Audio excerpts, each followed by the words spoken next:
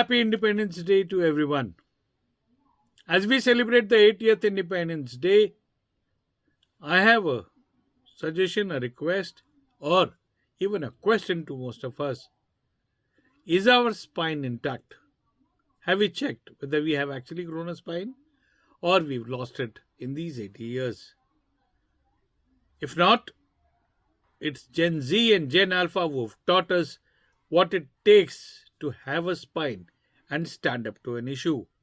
Take no offense to this, but the fact is, this is the question that every Indian should be asking each other. There are some questions that come to our mind.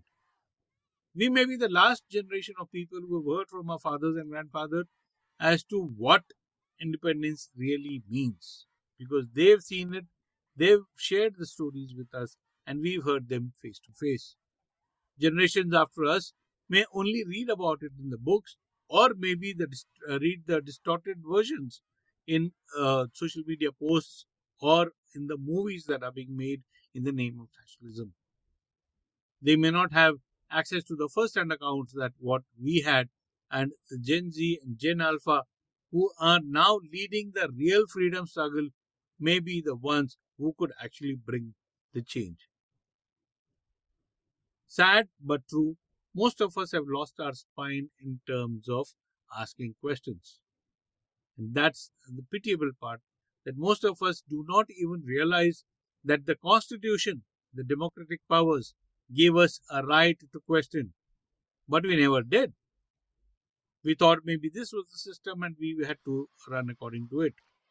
But post 20th July, hats off and salute to the young generation who taught us that questions can be asked and questions should be asked of the bureaucrats, the police system, and the government itself.